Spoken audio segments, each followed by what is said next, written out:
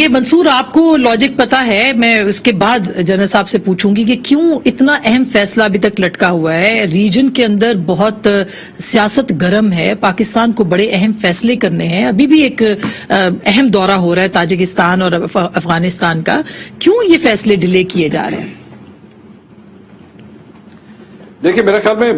ظاہری بات ہے، اس میں ایک جو اینگل جو ڈسکس کیا جا رہا ہے وہ یہ ہے کہ وزیر اعظم جو ہے وہ یہ بھی ایک امپریشن دینا چاہتے ہیں کہ ایسا نہیں ہے کہ میرے ہاتھ میں کوئی پاور نہیں ہے، I am the decision maker, میں اس ملک کو چلا رہا ہوں اور یہ ہر قسم کے فیصلے جو ہے وہ میں ہی کروں گا۔ اب اس امپریشن کیونکہ پچھلے 3 سال میں جس قسم کے الزامات ان کے اوپر لگتے رہے ہیں اپوزیشن کی جانب سے بار بار کہ جی آپ تو بالکل ایک پاور لیس قسم کے پرائم منسٹر ہیں اور آپ کے ہاتھ میں کوئی کنٹرول نہیں ہے، تو شاید وہ یہ امپریشن کریٹ کرنے کی کوشش کر رہے ہیں۔ لیکن اگر امپریشن کریٹ کرنے کے لیے اگر تو ایسا ہی ہے، اگر تو امپریشن کریٹ کرنے کے لیے سب کچھ کیا جا رہا ہے تو اس کے سٹیکس بہت زیادہ ہائی ہیں، اس کا نقصان بہت زیادہ ہے، اس کا عوام کے لیے بہت زیادہ نقصان ہے، اس ادارے کے لیے بہت بڑا نقصان ہے، کیونکہ ہم نے کبھی بھی ایسا 1 منٹ کے لیے آپ ذرا ہٹا دیجئے کہ آج پاکستان تحریک انصاف کی حکومت ہے، آپ 1 منٹ کے لیے سوچئے کہ پاکستان پیپلز پارٹی کی حکومت ہوتی یا مسلم لیگ نون کی اگر آج حکومت ہوتی تو آپ کے خیال میں میڈیا کے اوپر جو ڈیبیٹ ہوتی وہ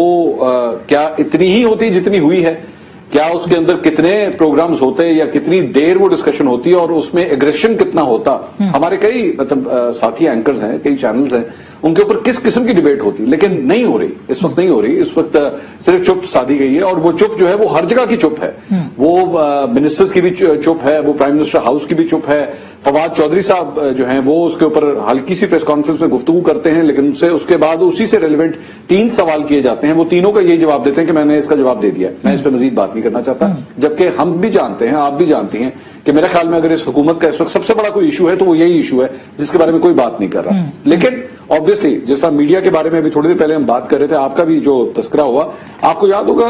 چند ہفتے پہلے وہ جو میڈیا بل تھا، پہلے وہ ڈسکس ہونا شروع ہوا تھا، ہر جگہ وہی ڈسکس ہو رہا تھا، یہ کہا جا رہا تھا کہ جی میڈیا جو ہے وہ ڈیلیبریٹلی اس کو نہیں ماننا چاہتا، میڈیا بہت خراب ہے، میڈیا دیکھے اپنے آپ کو بچانے کی کوشش کر رہا ہے، اس میں سب اکٹھے ہو گئے، وہ چیز جب ڈائی ڈاؤن ہو گئی، وہ ختم ہو گئی، تو اس کے بعد میڈیا سے ریلیٹڈ جو ہے اب آپ کا ایشو ایک پک اپ ہوا۔ آج شہباز گل صاحب نے جو پریس کانفرنس، اور میں اجازت کے ساتھ میں اس پہ کامنٹ کرنا چاہوں گا، شہباز گل صاحب نے جو آج پریس کانفرنس کی، میرا خیال میں ایک ان نیسیسری پریس کانفرنس تھی، یہ نہیں کہ وہ آپ کے اوپر جو الزامات لگا رہے تھے لیکن اس کی ضرورت ہی نہیں تھی۔ میرا خیال میں اس پریس کانفرنس کو کر کے بلا وجہ جو ہے وہ